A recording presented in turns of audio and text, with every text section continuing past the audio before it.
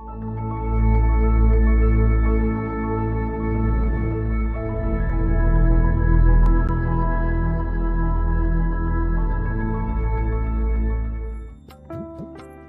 আগেই জেনেছি অদ্বৈত বেদান্তে ব্রহ্মের স্বরূপকে ব্যাখ্যা করার জন্য নির্গুণ ও সগুণ ব্রহ্মের কথা বলা হয়েছে।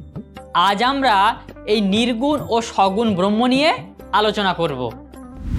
দেখো, অদ্বৈত মতে পারমার্থিক দৃষ্টিভঙ্গিতে ব্রহ্মকে নির্গুণ আর ব্যবহারিক দৃষ্টিভঙ্গিতে ব্রহ্মকে সগুণ বলে উল্লেখ করা হয়েছে। চলো বিষয়টি তোমাদেরকে বুঝিয়ে বলি।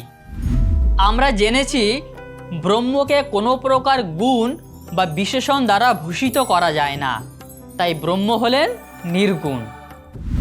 যদি ধরো এই পরম সত্তা বা ব্রহ্মের কোনো গুণ বা শক্তি থাকতো, তাহলে ব্রহ্ম অসীম সত্তাতে পরিণত হতে পারত না। তিনি তখন সসীম সত্তা বা ঈশ্বরে পরিণত হতেন। আসলে ব্রহ্মের ওপর কোনো গুণ বা ধর্মকে আরোপ করার অর্থ হলো সেই গুণ বা ধর্মের দ্বারা ব্রহ্মকে সীমিত করা। এই কারণেই শঙ্করাচার্যের অদ্বৈত বেদান্তে পারমার্থিক দৃষ্টিভঙ্গিতে ব্রহ্মকে নির্গুণ ব্রহ্মের আখ্যা দেওয়া হয়েছে। আবার অদ্বৈত মতে ব্যবহারিক দৃষ্টিভঙ্গিতে ব্রহ্মকে বলা হয় জগতের স্রষ্টা।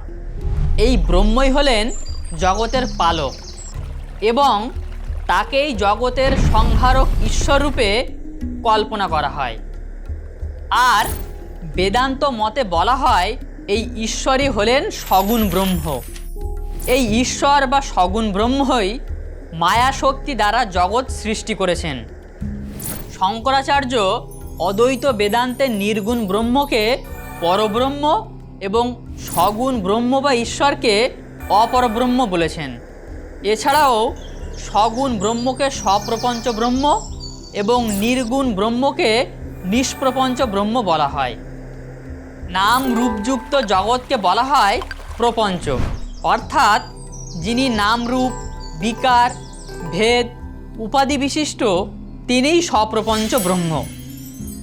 আর নিষ্প্রপঞ্চ ব্রহ্ম হলেন সকল প্রকার উপাধিবর্জিত ব্রহ্ম। তবে দেখো, অদ্বৈত বেদান্তে সগুণ ব্রহ্ম বা ঈশ্বরকে মিথ্যা বললেও তাকে অপ্রয়োজনীয় বলা হয় না। কারণ অবিদ্যার কারণে সাধারণ মানুষ প্রথমেই নির্গুণ ব্রহ্মকে উপলব্ধি করতে পারে না। তাই নির্গুণ ব্রহ্মের উপলব্ধির ব্যাপারে প্রথমে সগুণ ব্রহ্ম বা ঈশ্বরকে স্বীকার করা একান্ত প্রয়োজন।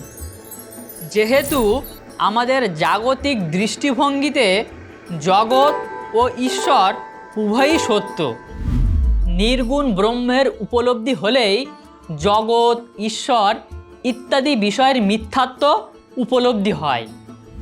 তাহলে এই ক্লাসে তোমরা সগুণ ও নির্গুণ ব্রহ্মের স্বরূপ সম্পর্কে বিস্তারিত জানলে।